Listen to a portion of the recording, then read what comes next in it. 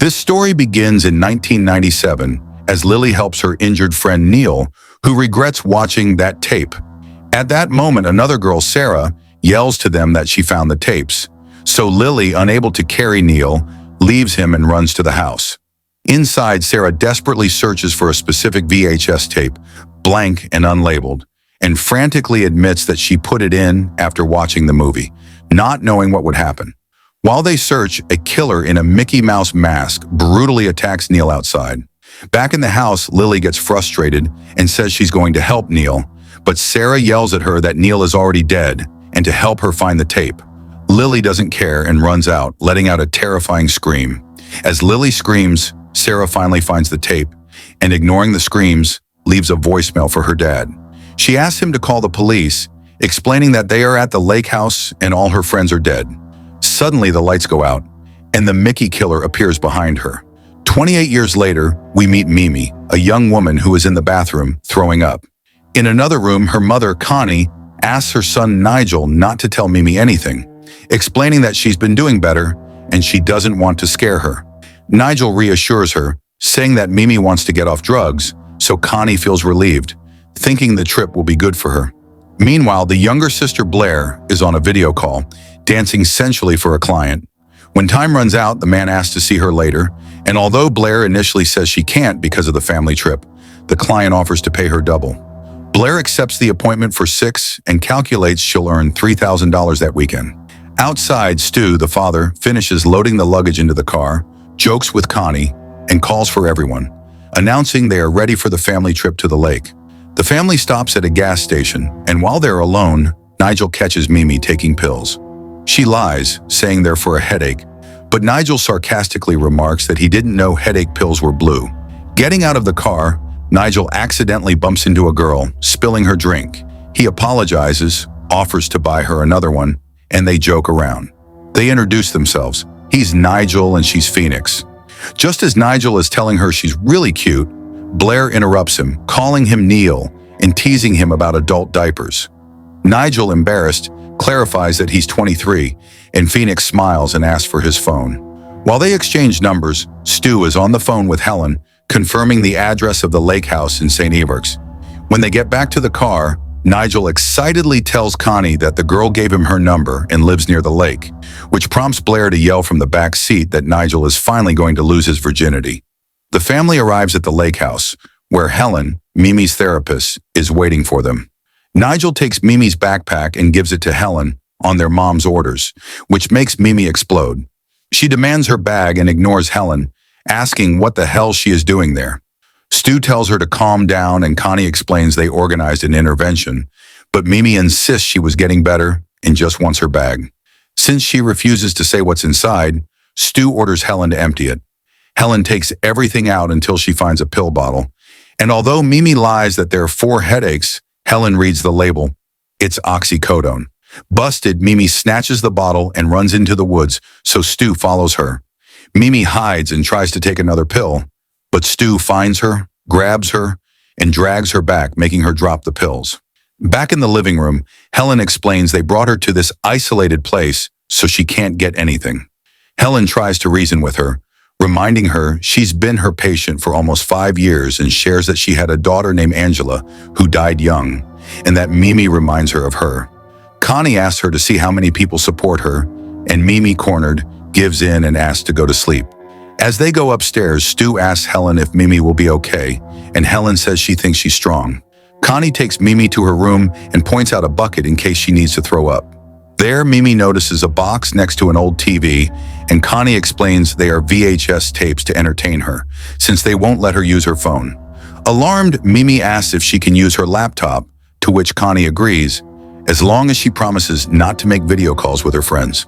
Later, Connie comes downstairs with Stu and Helen, and Stu, annoyed, describes Mimi as a damn wild animal. The conversation gets tense when Connie tells him that stubborn attitude reminds her of him and accuses him of still blaming Mimi for her addiction. Stu complains that every time Mimi hits rock bottom, they help her and she pushes them away. But Helen interrupts the argument. Connie asks Helen to help them as a couple, and although Helen agrees, Stu gets upset and goes back to the kitchen. Meanwhile, Nigel is in his room practicing how to call Phoenix and finally calls her. Nigel, stammering, asks if she lives nearby, and she confirms she's only 10 minutes away. He asks her if she wants to meet up, and Phoenix agrees. They agree to meet on the south side of the lake in 20 minutes for a picnic, and after hanging up, Nigel screams with excitement and looks for a condom. In another room, Blair gets ready for her second video call, where the client insists on another round, offering triple the rate. She accepts, muttering that her family is probably fighting. Mimi, in her room, feeling worse from withdrawal, decides to watch the VHS tapes to distract herself. She finds an unlabeled tape that actually plays, and at first stock footage appears, but soon the disturbing recording of the Mickey killer from the beginning plays. Scared, Mimi tries to eject the tape, but the cassette is stuck. Nigel goes out and meets Phoenix by the lakeshore, where they compliment each other and start kissing. As their picnic stretches into the evening, they don't notice the Mickey killer get off a nearby boat and watch them.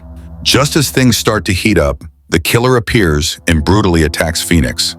Nigel, paralyzed, just watches as he stabs her. Although Phoenix screams for him to help her, Nigel cowardly runs off and abandons her.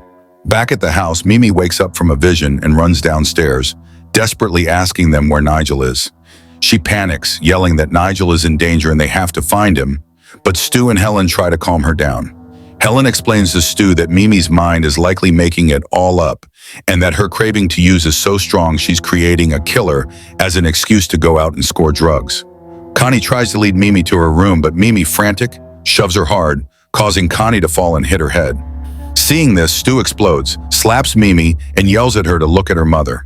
Mimi, crying, insists Nigel is in danger, but Stu, convinced it's a delusion, ignores her, forcibly grabs her, takes her upstairs, and locks her in her room. Mimi desperately pounds on the door, screaming that Nigel is going to die, while in her room the cursed tape continues to play. In the woods, Nigel reaches an abandoned shed to hide, but just as he gets inside, the Mickey killer arrives. He doesn't see him, but finds a chainsaw inside, starts it up, and begins searching for Nigel. The killer finds him and attacks, cleanly slicing off his arm as he tries to defend himself. Back at the house, Helen checks Connie's wound and, seeing it won't stop bleeding, suspects a concussion, so she decides to take her to the hospital. Stu wants to go, but Helen tells him he must stay in case Mimi tries to escape. Helen drives at full speed but slams on the brakes when she sees the Mickey killer standing in the middle of the road. Scared, Helen gets out of the car but doesn't see anyone. When she gets back in, the killer appears in the backseat and attacks her. Helen manages to break free, but the killer chases her, catches her, and murders her. Connie, watching the whole thing from the car, panics and flees into the woods, while Mimi, still locked in, uses her laptop. She searches for strange visions, killer mouse, and VHS tape. She finds an old article about teenagers brutally murdered in that area. Neil Russell, Lily Swin, and Sarah Fletcher. The article explains they bought a haunted VHS tape online, which warned that whoever watched it would become the mouse's target. The police never found the killer and stored the tape and the TV in the basement of that very house. Mimi keeps reading and discovers the legend. The tape was created by a sailor who became a mad scientist. The scientist experimented with a serum to fuse a mouse with a man, and part of the serum accidentally spilled on the tape, trapping the mouse's essence in Ashrad. As Mimi reads, Connie runs desperately through the woods and, in a clearing, stumbles upon Nigel's body, mutilated but still alive. She tries to lift him, but the Mickey killer appears and attacks Connie, cutting off her head. Then he finishes Nigel off. In the house, Mimi pounds on the door again, screaming that her mother and Nigel are in danger. Blair hears her and goes to check. Mimi begs her to open up, but Blair refuses, repeating that she would say anything for more drugs. Mimi tries to explain about the tape, but Blair doesn't believe her and goes down to the kitchen where Stu is cooking. She asks about her mother and Stu lies, saying Helen took her to the hospital but she'll be fine, and that Nigel is still on his date. Stu stresses to Blair not to believe Mimi and not to open the door. Alone and desperate, Mimi realizes no one will help her, so she looks out the window and jumps. Stu sees her escape and runs after her, chasing her until he catches her at the abandoned shed. Stu, fed up, no longer believes her. Instead of looking for his family, he searches the shed, demanding to know where she hid the drugs, convinced she only led him there to find her stash. Mimi desperately swears she doesn't have any drugs, but Stu retorts that he treats her this way because that's what she is. Mimi explodes and confesses that she doesn't fit in anywhere, and only when she's high does she stop hating herself. Hearing this, Stu's attitude changes. He calms down and tells her he understands. Meanwhile, back at the house, Blair finishes her video call. Suddenly, the client sees something behind her on the camera and asks who that is. Blair turns around, sees the Mickey killer in her room, screams, and runs to lock herself in the bathroom. Back in the woods, Stu opens up to Mimi and confesses that he went through the same thing. He hated his life before he met Connie. He tells her he quit for Connie because she made him feel like his life mattered. He explains that's why he gets so angry with her, because he's afraid Mimi doesn't have the same strength to quit. Stu looks around and says maybe Connie and Nigel are already back, so he invites her to return, but Mimi asks for a moment. Stu gives her his jacket, tells her not to be long, and walks back to the house. Alone, Stu arrives at the house and calls for Helen and Connie, but there's no answer. He goes upstairs and calls for Blair, but getting no response, he enters her room in the bathroom, where he finds Blair's massacred body in the shower. Horrified, Stu runs downstairs trying to call the police, and while he's reporting what's happening, the Mickey killer appears and attacks him. Stu on the floor tries to defend himself as the killer stabs him repeatedly. Meanwhile, Mimi reaches the dock, drawn by a boat. She approaches cautiously and boards it to investigate, and on the deck, she finds Nigel's lifeless body. She freezes, but she hears a noise and sees the Mickey killer climbing onto the boat, so Mimi manages to hide. When the killer moves away, she tries to escape, but he spots her and attacks.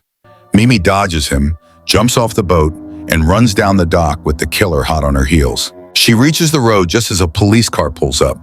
Mimi, covered in blood, runs toward the officer asking for help, but the officer, seeing her, draws his gun and orders her to put her hands up.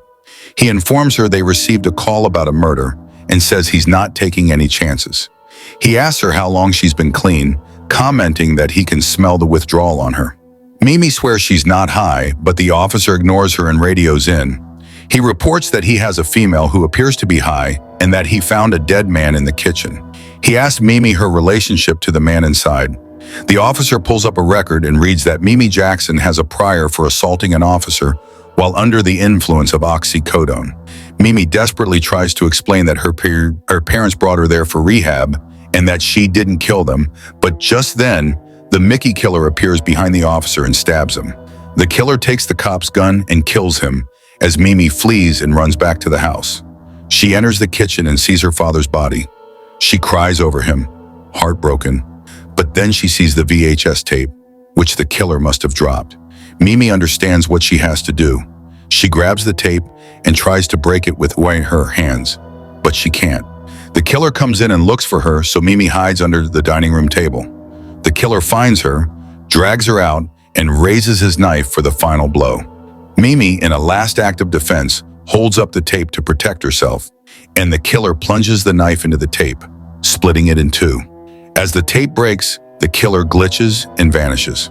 Mimi, in shock but alive, knows it's not over. She grabs a gas can and walks decisively toward the boat. She gets ready to douse it in gasoline, but just as she's about to, the Mickey killer appears behind her again and attacks, knocking her to the ground. As the killer prepares to kill her, Mimi, lying on the ground, pulls out a cigarette and a lighter. She manages to light it and throws it at the killer, who is still covered in the spilled gasoline. The killer instantly bursts into flames and falls, consumed by the fire.